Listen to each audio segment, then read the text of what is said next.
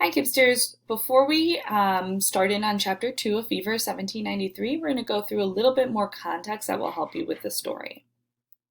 So far we're introduced to Maddie, or Matilda, Maddie for short. She works in her family's coffee shop. She's a young adult at the age of 14. She's the main character of our story. We also are introduced to Mother, who's very strict with Matilda. She doesn't hate her or anything. She's just very strict with her, very insistent that she works hard. And we also find out that Mother was a perfect girl as a kid.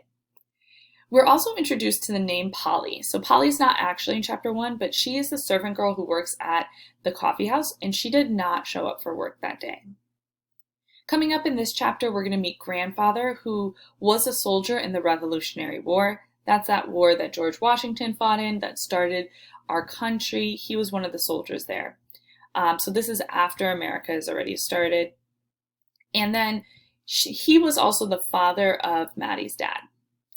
We also meet Eliza, who's a freed Black woman who works at the coffee house. So it's important to remember that in 1793, slavery still existed. It would exist for many, many more years. But it doesn't just exist in the South at this point. It also exists in Philadelphia. There's about 200 enslaved persons living in Philadelphia at the time. However, there was a much larger number of freed Blacks who felt that this city in the United States was the best city for freed Blacks to live. So it's kind of this weird dichotomy or weird two sets of things where there are enslaved people there, and it is also the best opportunity for free Blacks in this country at that time. Eliza used to be enslaved in the South, but at this point she was freed. She had moved to Philadelphia to look for opportunities there. Again, in the United States, there's not a ton of opportunities for Black people, even freed Black people across the country. So Philadelphia was kind of the best option. And we're going to learn a little bit more about her and her story in this chapter. But outside of these characters, there's this big mystery that's about to hit Philadelphia, this big dramatic thing, and that is yellow fever. So our title of our book is Fever 1793. This story is taking place during the yellow fever epidemic of 1793 that happened in Philadelphia. Now, at that time, people did not know what caused yellow fever. They also didn't have great methods of medicine or prevention. It was also around a little more than 200 years ago. Things were not as clean as they are today. People would throw their trash in the street. The areas of the city would just smell really bad. People would let animals die in the street and they would just sit there rotting. It was a very, very, very different time. However, during this epidemic, there are a lot of similarities that we can see to COVID-19. We're going to get to that in a little bit. So, Philadelphia, 1793. All of a sudden, this mysterious illness hits and infects a lot of people. People who had yellow fever might have sudden onset of fever, chills, severe headaches, back pain, general body aches, fatigue and weakness, nausea and vomiting. And then if this disease got really bad, which for a lot of people it did, they would get high fevers, bleeding and shock, so bleeding of the eyes and the nose. And then they might also get this yellow discoloration of the whites of their eyes and their skin.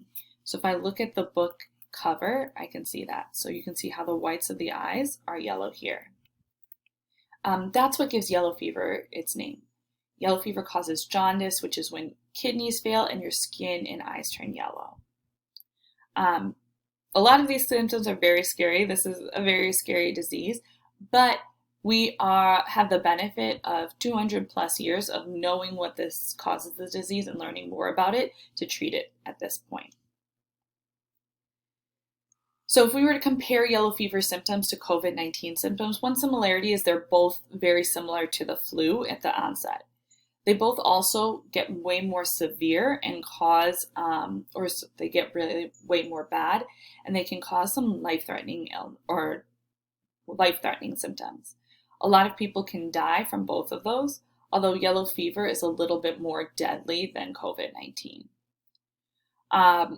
For COVID-19, we're not going to get the bleeding from the eyes, you're not going to get the yellow skin, and you're also not going to get the black throw up, which is something that you're going to see on yellow fever victims. And people who have yellow fever in the book are going to have some of those symptoms too.